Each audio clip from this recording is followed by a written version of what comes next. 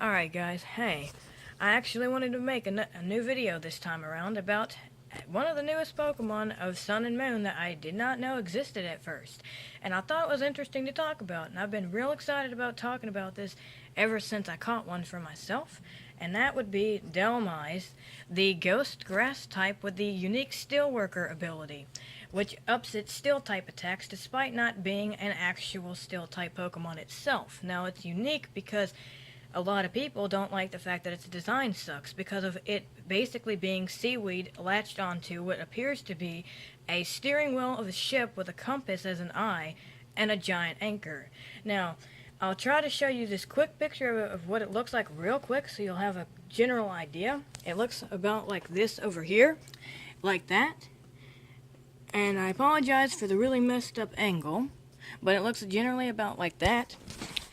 And basically, I wanted to talk about like a theory that I have based on this particular Pokemon. Like, as you can tell from over here, with it being like this, it's got this giant anchor, as you can tell right here, that it's latched upon, and like that steering wheel. And my theory kind of covers around, you know, obviousness, of course, is that it obviously got this by some kind of a shipwreck from appearance. Because a seaweed doesn't naturally just go to a supermarket to magically buy some daggum gear like that out of nowhere. So, its Pokedex entry briefly says something about it dying and then being reborn or rebirthed as what it is in this picture that I just showed you from my Facebook page. And from what I'm gathering, its name also has a hidden secret to it. And in my theory, I think that because it's found in the fishing town Seafolk Village, that people that were the ancestors of the people that live in that village could have been people from the Hoenn region in Gen 3 from Pacific Town trying to go out to sea way before that town was founded. And so what they ended up doing was riding a ship out there, and a giant storm had occurred.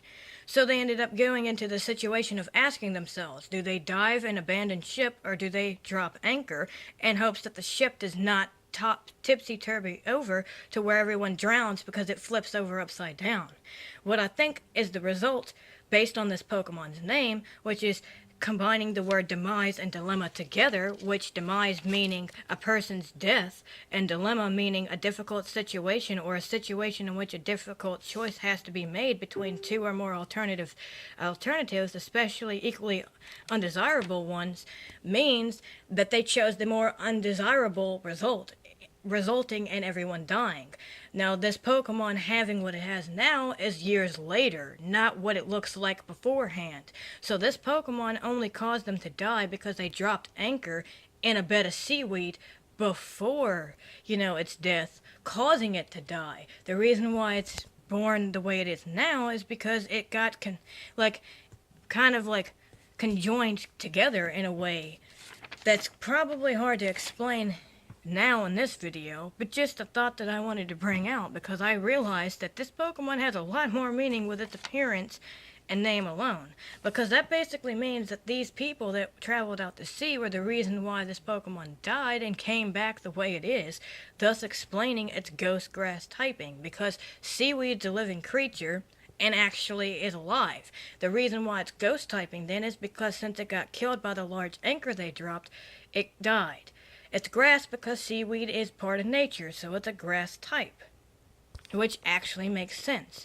Just thought that I'd let y'all guys know, though, because that's just my interesting idea that I found out. So let me guys know what you guys thought about this interesting Pokemon, because I, for one, think that Gamefreak did really well with this. Its name and appearance together.